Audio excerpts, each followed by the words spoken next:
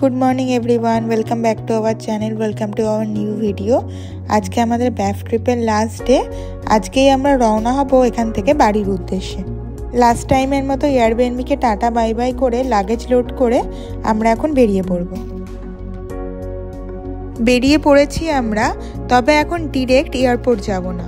Airport যাওয়ার পথে একটা ছোট ভিলেজ পড়বে কানানাস্কিস বলে, সেই ভিলেজটি ঘুরে তারপর সেখান থেকে আমরা রওনা হব এয়ারপোর্টের পথে।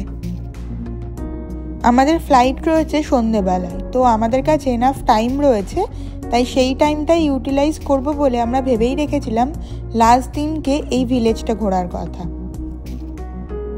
পৌঁছে গেছি আমরা কানানাস্কিসে। আপাতত এখানে পার্কিং করে তারপর এখান থেকেই পায়ে হেঁটে এই ডাউনটাউনটা ঘুরে দেখব। কানানাস্কিস ভিলেজটা খুব একটা বড় জায়গা নয়, ছোট জায়গা, কিন্তু ছবির মতো সুন্দর করে সাজানো। একটা দুটো রিসর্ট রয়েছে, অনেকেই ছুটি কাটাতে হয়তো এখানে থাকেন। আর ওয়াটারফল, তাছাড়া সুন্দরভাবে সাজানো রয়েছে চারিদিকটা। হ্যাঁ,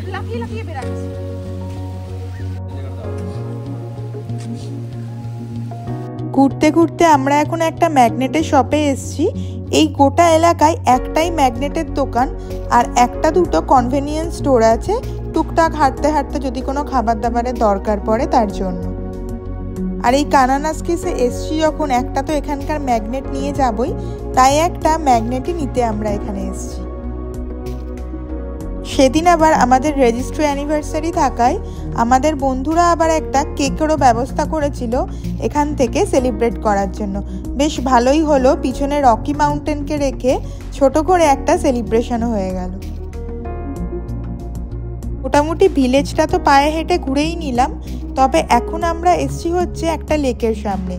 এই কদিন ধরে অনেক লেকই ঘুরলাম, তবে এটা আমাদের এই ট্রিপের লাস্ট লেক। আর এই লেকটির নাম হচ্ছে বেরিয়াল লেক। এটা এই কানানাস্কিস ভিলেজের ডাউনটাউন থেকে কিছুটা এগিয়ে আসতেই পড়লো। লেকটা কিন্তু বেশ সুন্দর।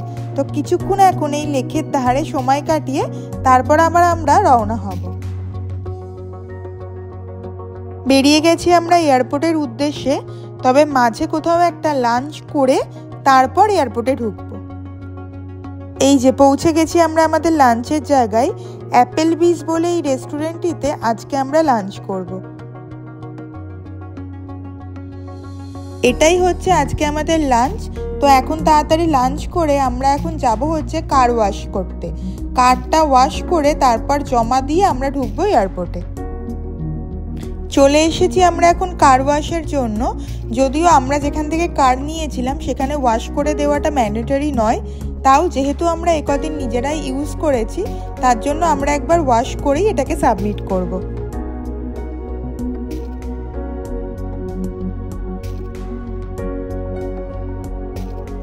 গাড়ি সাবমিট করে আমরা এয়ারপোর্টে ঢুকে পড়েছি।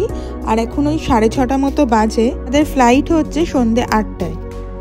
তো এখন আমরা ব্যাগেজ ড্রপ করে তারপরে বোর্ডিং পাস কালেক্ট করব।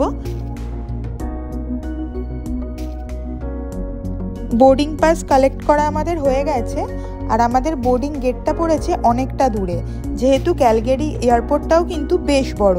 তো চিন্তার ব্যাপার নেই, এখানে এই ছোট ছোট গাড়ি রয়েছে, এই গাড়িগুলোই পিক করে নিয়ে যাবে কোথায় বোর্ডিং গেট রয়েছে সেই দিকে। আমরাও গাড়ি নিয়ে নিয়েছি বোর্ডিং গেটে যাওয়ার জন্য।